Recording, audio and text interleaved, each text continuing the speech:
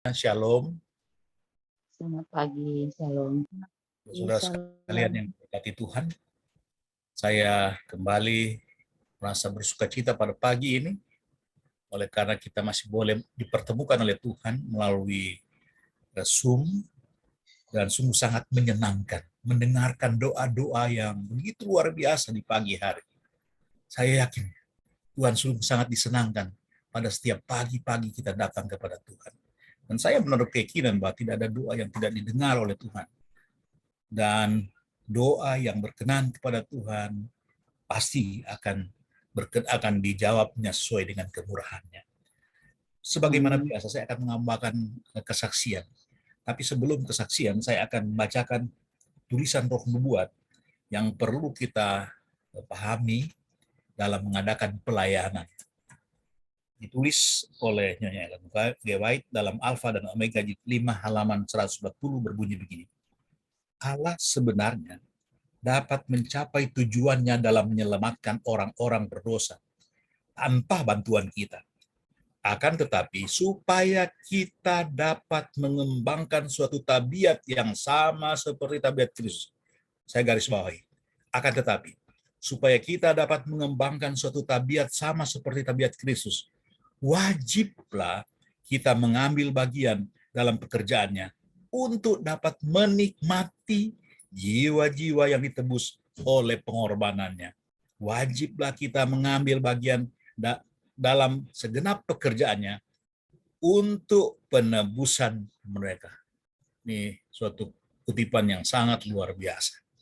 Jadi jangan lupa pelayanan kita bukan untuk Tuhan, tapi untuk kita, supaya tabiat kita bisa menjadi tabiat seperti Kristus. Salah satunya adalah kalau kita mengadakan pelayanan, maka sifat mementingkan diri kita akan dibuang dari jauh-jauh daripada pikiran dan kehidupan kita. Kita mau menjadi seperti Kristus, berkorban untuk orang lain. Sebagaimana biasanya di Taman Harapan, tiap tahun anak-anak muda atau PA Taman Harapan mengadakan komitmen untuk pelayanan di tempat-tempat yang terpencil. Sebagaimana kemarin saya sudah saksikan, sebelum mengadakan pelayanan, mereka mengasingkan diri dulu ke suatu tempat yang dinamakan rekomitmen. Rekomitmen itu kadang-kadang berdoa semalam-malaman, menyerahkan diri kepada Tuhan untuk supaya Tuhan boleh pakai untuk kami boleh mengadakan pelayanan, dan kemudian meminta kepada Tuhan tempat mana yang cocok kita akan layani. Dan ajaib, selalu Tuhan memberikan kepada kami tempat di mana kami akan melayani. Suatu ketika di tahun 2016 kalau tidak salah, atau 2017, saya sudah lupa, agak lupa, kami setelah mengadakan rekomitmen terpilih satu desa di Kabupaten Wonogiri, namanya Pracimantoro. Saudara, ini Kabupaten Wonogiri yang besar ini hanya ada dihitung dengan jari orang-orang Advent di sana, apalagi jemaat. Nah, kemudian setelah diputuskan kita akan mengadakan pelayanan, pelayanan yang dimaksud di sini adalah charity clinic, membagi baju layak pakai, melawat, berdoa di rumah-rumah, dan kemudian KKR, dan kemudian membagi baju layak pakai. Dan kemudian apa? Nah, ini sudah rutin dilaksanakan setiap tahun. Setiap tahun, anak-anak muda mencari satu waktu yang tepat untuk memberikan diri mereka, paling tidak 10 hari, untuk melayani masyarakat dimanapun yang ditunjuk oleh Tuhan. Nah, di Pracimantoro ini sudah disurvey lebih dulu, dan tempatnya sudah ditentukan, dan sudah diatur sedemikian rupa. Di sana hanya ada satu TSPM yang absen.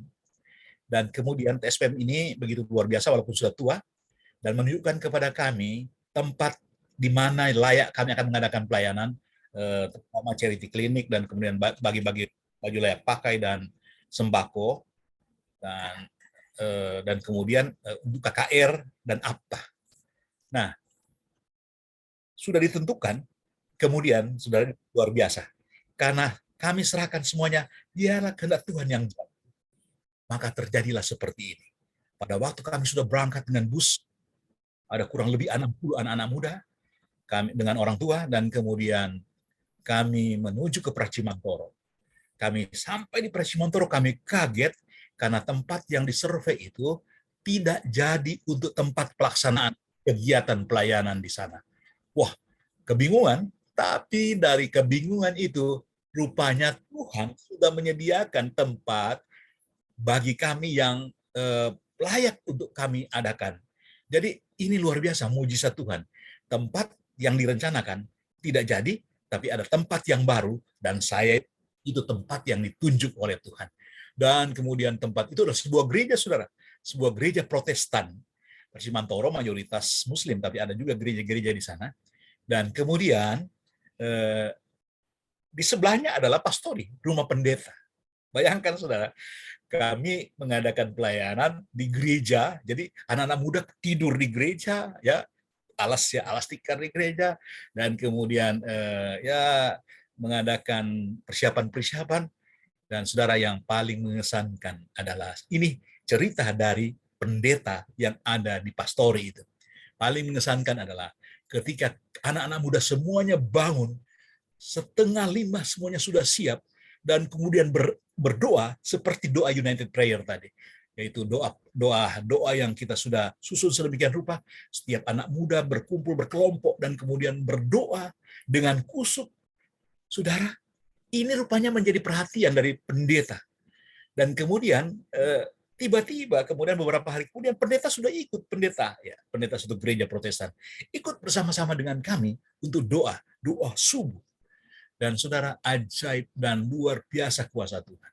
Singkat cerita, setelah kami mengadakan pelayanan di sana, diakhiri dengan KKR, ada 21 jiwa yang menyerahkan diri, mau menerima Yesus sebagai juru selamat pribadi mereka. Dan lebih luar biasa lagi, saudara, gereja itu, tempat beribadah dari umat-umat ini, menjadi tempat beribadah dari gereja Masih Advent hari ke-7. Luar biasa. Sampai sekarang. Dan kemudian 2 pendetanya ikut dibaptis, saudara, pada waktu baptisan itu. Wah, pada waktu baptisan ada masalah, saudara. Kami dilarang untuk menggunakan kolam. Jadi kami menggunakan suatu tempat yang luar biasa dan sangat berkesan, karena saluran kecil kami gunakan, kami tutup supaya bisa naik airnya, dan itu kami mengadakan pembaptisan 21 jiwa untuk awalnya, 21 jiwa dewasa, termasuk 2 pendeta. Dan gereja Protestan diganti merek menjadi gereja Masih Advent cabang dari Solo, cabang apa ya, saya sudah lupa. Nah, ini suatu pengalaman yang indah, yang luar biasa yang saya rasakan. Jadi sebetulnya kita bukan melayani Tuhan.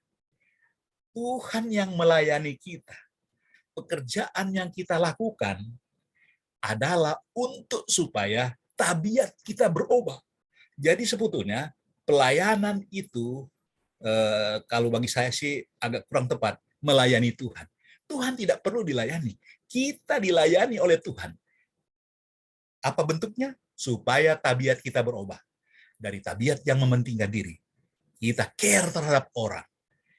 Jadi itulah sebabnya maka dalam pelayanan kami selama ini direncanakan sedemikian rupa untuk mengumpulkan bahan-bahan, untuk mengumpulkan uang.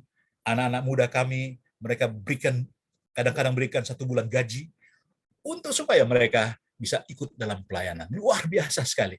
Nah, saudara, akibatnya apa yang terjadi? Semua anak-anak muda yang sempat mengikuti pelayanan-pelayanan ini, seperti Jenet, seperti Dian, itu mereka pernah alumnus pelayanan di Taman Harapan, dan mereka menjadi orang-orang yang setia. Di Taman Harapan sekarang, generasi yang menjadi ketua dan tua-tua jemaat adalah generasi yang sudah pernah melakukan pelayanan. Sudah lihat ini?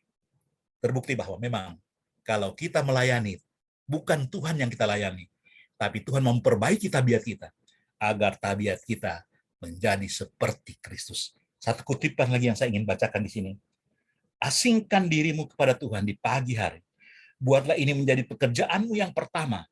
Biarlah doamu berbunyi, ambillah aku ya Tuhan menjadi milikmu sepenuhnya. Aku menyerahkan semua rencanaku hari ini bagimu.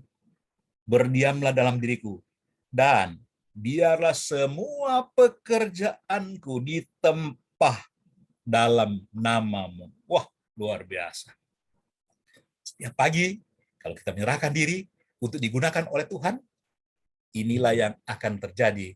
Kita akan dipertemukan dengan jiwa-jiwa yang rindu datang kepada Kristus. Yang paling penting adalah kehidupan kita berubah lebih dulu. Karena dengan kehidupan kita berubah, kita akan menjadi khotbah yang hidup bagi sesama kita, bagi kawan-kawan kita, bagi sahabat-sahabat kita.